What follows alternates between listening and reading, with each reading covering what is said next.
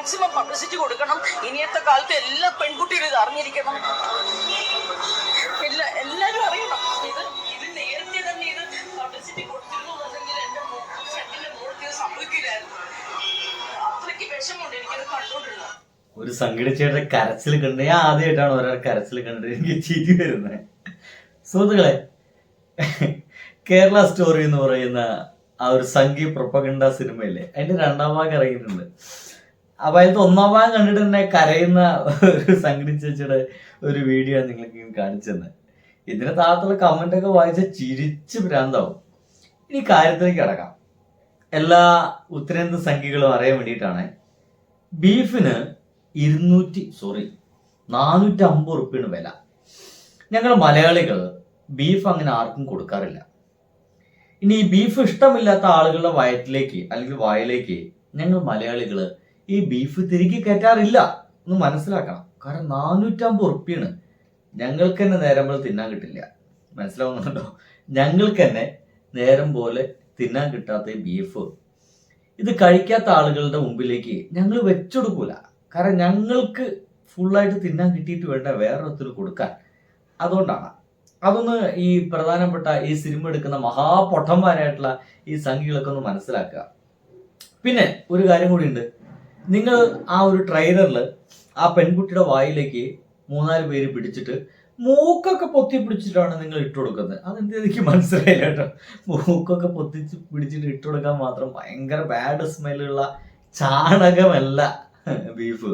നല്ല മണ ബീഫ്. ഇങ്ങനെ ആ കുക്കറിലൊക്കെ ഇങ്ങനെ വെച്ചിട്ട് ഇങ്ങനെ വേവുമ്പോൾ തന്നെ ആ ഗ്യാസ് വഴിയൊക്കെ വരുന്ന മണം ഉണ്ടല്ലോ, എൻ്റെ പൊന്നെ എപ്പം തന്നെ വായിൽ വെള്ളം വരുന്നു. അപ്പോൾ ഇത് മൂക്കൊന്നും പൊച്ചിട്ട് ഇട്ട് കൊടുക്കേണ്ട സാധനമൊന്നുമല്ല. അല്ലെങ്കിൽ തന്നെ ഇത് ഞങ്ങളൊക്കെ കഴിച്ചോളാം. പ്രധാനപ്പെട്ട കാര്യം പറയാൻ മറന്നുപോയി. ഞങ്ങളെ ബീഫ് ഒറ്റയ്ക്ക് കഴിക്കാറില്ല. ബീഫ് മാത്രമായിട്ട് തിന്നാറില്ല. ഞങ്ങൾ വിത്ത് പൊറോട്ടയാണ്. പൊറോട്ട മസ്റ്റാണ് കേരളീയർക്ക്. ബീഫ് ഉണ്ടെങ്കിൽ ബീഫ് പൊറോട്ട. ഞാൻ വെച്ചൊരു പോസ്റ്റ് പറയാം നിങ്ങൾക്ക്. ഞാൻ താഴത്ത് കുറച്ച് സംഗതികൾ പറയാം. എല്ലാ സംഖ്യകളോടും കൂടിയിട്ടാണ്. നിങ്ങൾക്ക് ഇഷ്ടപ്പെട്ട കോംബോ ഏതാണ്? ബീഫും പൊറോട്ടയാണോ നിങ്ങൾക്ക് ഏറ്റവും ഇഷ്ടം? അതോ ബീഫും നെയ്ച്ചോറാണോ നിങ്ങൾക്ക് ഏറ്റവും കൂടുതൽ ഇഷ്ടം? ബീഫിൻ്റെ ഒപ്പം ഈ അടുത്ത കാലത്ത് വൈറലായ ബീഫും പഴംപൊരി ഉണ്ട്, അതാണോ നിങ്ങൾക്ക് ഏറ്റവും കൂടുതൽ ഇഷ്ടം? ഇനി ഒക്കെ പോട്ടെ, ബീഫും നെയ്പ്പത്തൽ എന്ന് പറയുന്ന സംഗതി ഉണ്ട്, അത് നിങ്ങൾക്ക് ഇഷ്ടമാണോ? ബീഫും അരിപ്പത്തിരിയും നിങ്ങൾക്ക് ഇഷ്ടമാണോ? ബീഫ് പുട്ട്, ബീഫ് കപ്പ, അതിനെ ബീഫ് ബിരിയാണി എന്നൊക്കെ പറയും, കപ്പ ബിരിയാണി എന്നൊക്കെ പറയും. ബീഫൊക്കെ ഇട്ടിട്ടുള്ളത്, ചിക്കനൊക്കെ ഇടും കേട്ടോ. ഇതിലത്തെ ഏതാണ് നിങ്ങൾക്ക് ഏറ്റവും വെറൈറ്റി ഇഷ്ടമായത്?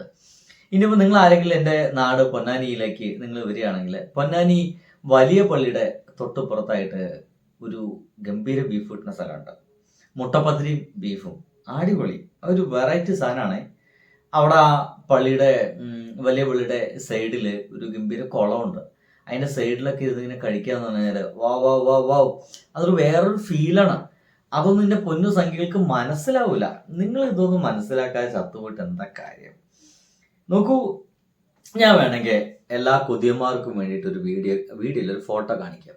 എന്താ അല്ലേ ആ ബീഫിൻ്റെ ആ ഒരു അല്ലേ ഇങ്ങനെ ചട്ടിയിൽ കിടന്ന് ഇങ്ങനെ വരണ്ടിട്ട് ഒരു ബ്ലാക്കിഷ് കളറായിട്ടുള്ള ബീഫിൻ്റെ ഒരു ഇതൊക്കെ കണ്ടാൽ തന്നെ നമുക്ക് കൊതി വരും. അടിപൊളി.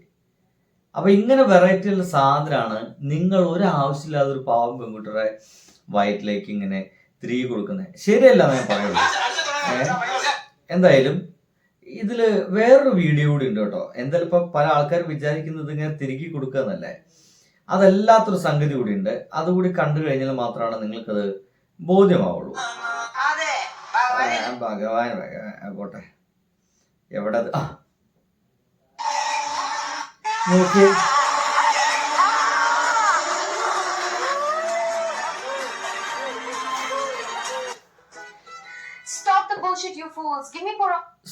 സുഹൃത്തുക്കളെ, ഇതുവരെ നിങ്ങൾ കണ്ടത് ആ സിനിമയിലത്തെ രംഗമാണ്.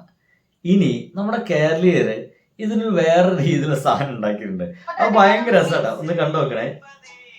എവിടെ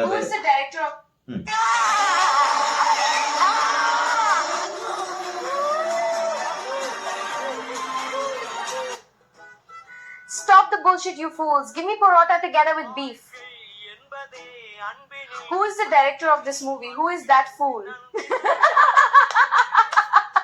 അടിപൊളി. Hey, you fool director. This is not Kerala story. This is BJP fool story.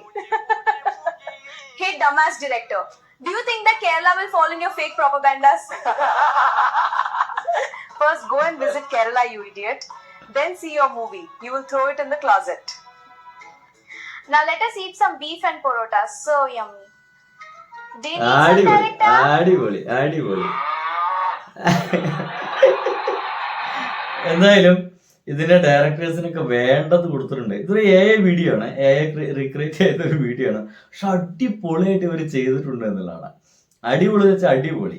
കാരണം ബീഫ് മാത്രം തിന്നുക എന്നൊക്കെ പറഞ്ഞ പരിപാടിയൊന്നും ഞങ്ങളുടെ നാട്ടിൽ നടക്കില്ല. ഞങ്ങൾക്ക് ആ ബീഫിൻ്റെ ഒപ്പം പൊറോട്ട വേണമെന്നുള്ളതൊരു മസ്റ്റാണ്. അപ്പോൾ അതൊക്കെ അങ്ങനെയൊക്കെ ഒന്ന് മനസ്സിലാക്കിയിട്ട് കാര്യങ്ങളൊക്കെ ഒന്ന് നിങ്ങൾ പെരുമാറാൻ ശ്രമിക്കണമെന്നാണ് എനിക്ക് പറയാനുള്ളത്. അല്ലാതെ നിങ്ങൾ വെറുതെ ഓരോ പ്രൊപ്പഗണ്ട സിനിമ ഇറക്കി എത്ര പൈസയാണ് നിങ്ങൾ ഈ പൊടിച്ചു കളഞ്ഞൊന്ന് ആലോചിച്ച് നോക്കി. എത്ര കോടികളാണ് ആ ഒരു പാവം മനുഷ്യനെ വിശ്വസിപ്പിച്ചിട്ട് BJPക്ക് വേണ്ടിയിട്ട് ഈ സിനിമ എടുത്തത്. ആ പൈസ വെറുതെ പോയി എന്നല്ലാതെ ഞങ്ങൾ കേരളത്തിലെ ആളുകൾ ഇതൊക്കെ കണ്ടു കഴിഞ്ഞാൽ ചിരിക്കുകയും ചെയ്യാം. ചിരിയാണ്. പിന്നെ ഇങ്ങനെ കുറച്ച് സംഗടി ചേച്ചിമാരൊക്കെ ഉണ്ടാകും, കരയാനൊക്കെ വരുന്ന കുറെ സംഗടി ചേച്ചിമാരൊക്കെ ഉണ്ടാവും. ആ സംഗടി ചേച്ചിമാരെ പിന്നെ പറഞ്ഞിട്ട് കാര്യമൊന്നുമില്ല, അവര് അങ്ങനെയാണ്. എന്തായാലും സുഹൃത്തുക്കളെ, ഭയങ്കര രസം തോന്നുന്നു ഇത്തരം. അപ്പോൾ ഞാനീ പറഞ്ഞ ആ കോമ്പിനേഷൻ നിങ്ങൾക്ക് ഏറ്റവും ഇഷ്ടമുള്ളത് ഏതെന്നൊക്കെ ഒന്ന് എഴുതി വെക്കാം കേട്ടോ. അപ്പോൾ സുഹൃത്തുക്കളെ, ബൈ.